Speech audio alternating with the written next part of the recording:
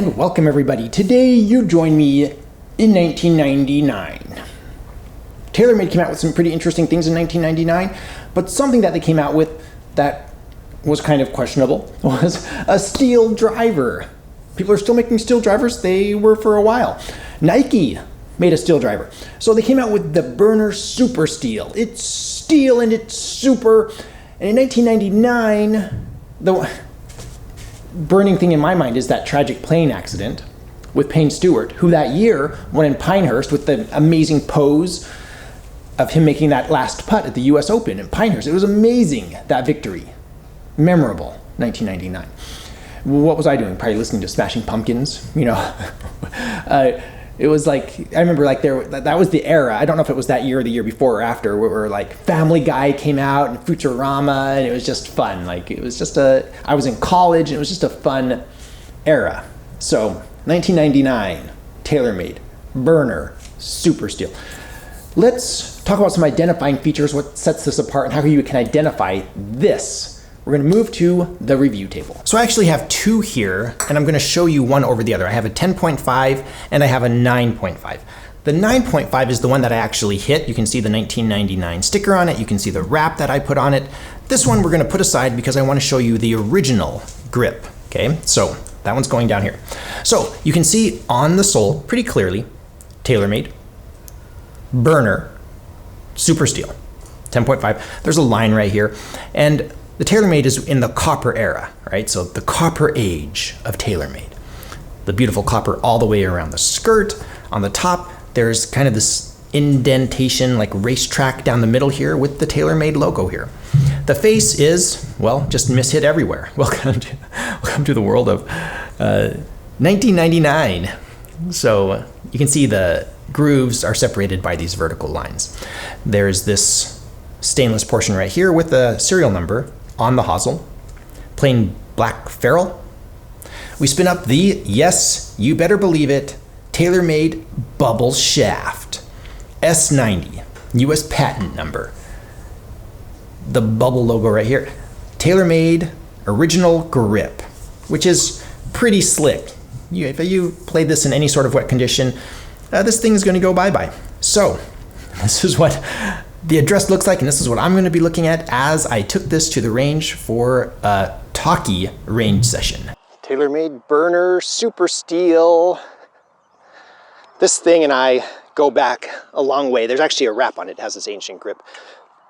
I think this is my original. I have a couple of these, but I think this is my original one because there are scuff marks all over it, and this is the first real driver, real being subjective, that I ever bought. So my first driver ever was like a Northwestern aluminum, you know, thrift store find. And so I replaced it with this. My friend's dad owned this, and he was just like super cheap, sold it to me. And so for me, I have happy memories with this. I learned how to golf. That's subjective. People say I still don't know how to golf, but I really picked up golf with this particular driver. And everything about it is offensive, all right? It has this big fat shaft, which is brown. It has this really bright copper, look at me diva paint job on the crown of the driver. And so this was just always like, I remember this was just impossible for me to hit when I was brand new. And they had bigger drivers by the late 90s. You know, they had the titanium, they had the biggest Big Bertha, and all sorts of things. And so this was just kind of, you know, what I could afford. So that's what I went with. And I missed so many shots everywhere. Oh, the memories. And so I have happy memories with this. It's offensive to look at. It's not what people expect from their drivers today. But I think that's kind of one of the joys of having equipment. Like if you stick with the same equipment your whole life, you'll be really good, but you'll be really good and you'll understand it backward and forward. But doing new equipment, trying out new equipment is part of the fun of golf. So let's see what steel can do.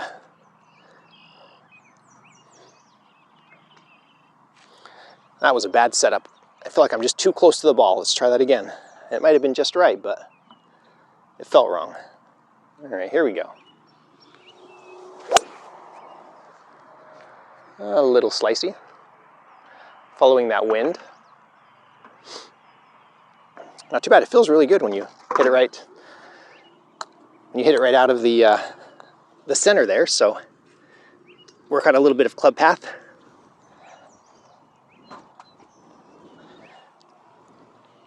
All right.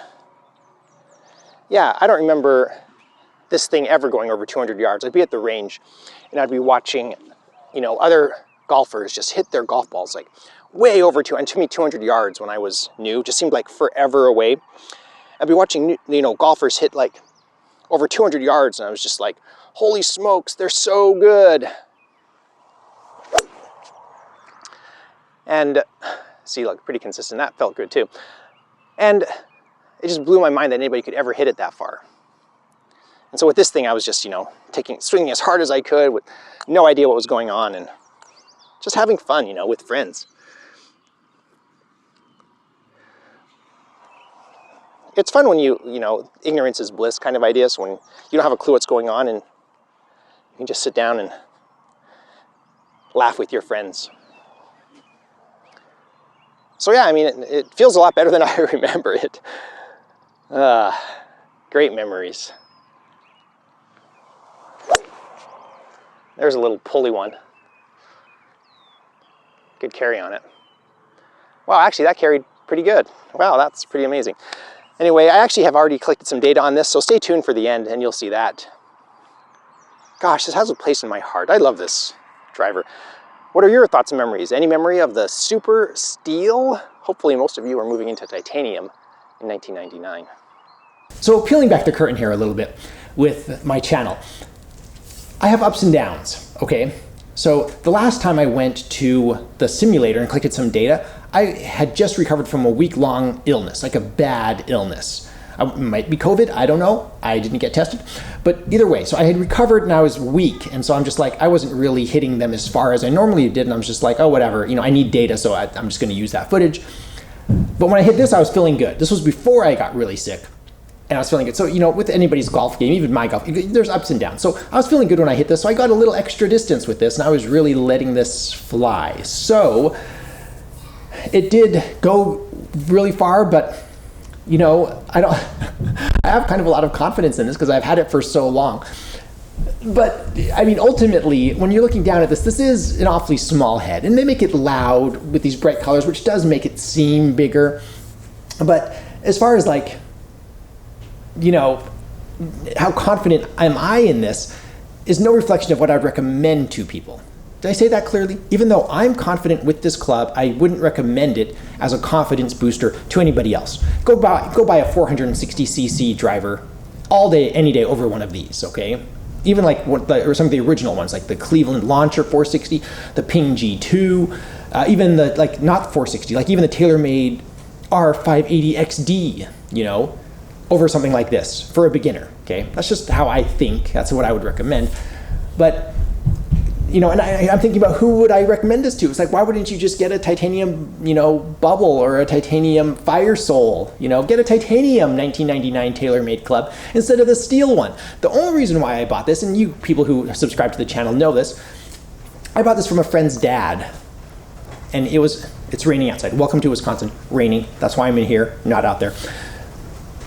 Because he had bought this, I don't remember what year he bought it, but he bought it used.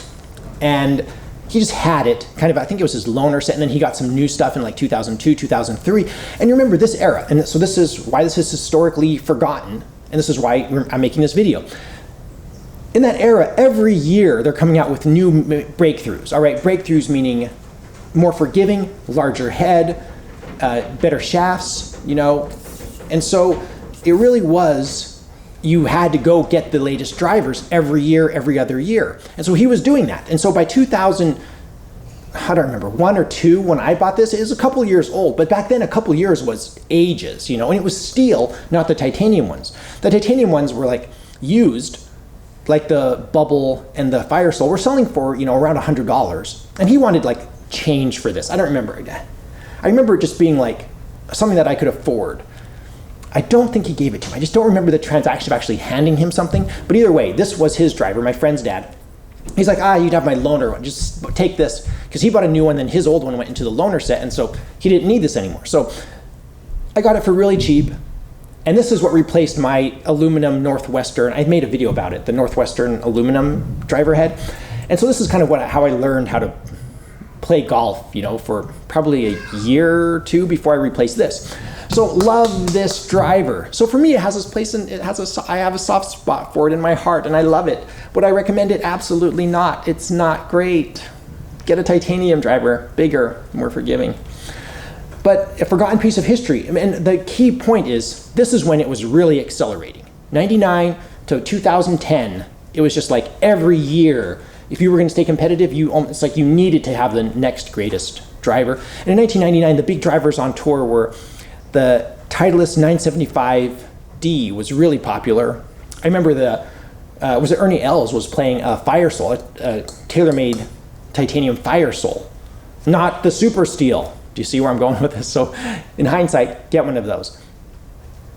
Love it, and I would never recommend it. Let me know your thoughts in the comments below. As usual, huge shout out to my patrons. Thank you so much for your support. I really appreciate it. On Patreon, I post a few behind the scenes pictures and updates. It's just general support. I really appreciate my patrons. You can also support this channel by visiting my Amazon shop. I'll put a link in the description below. I am an Amazon associate. I make proceeds from qualifying purchases. Thank you everybody for watching. Please consider subscribing. I am the Vintage Golfer.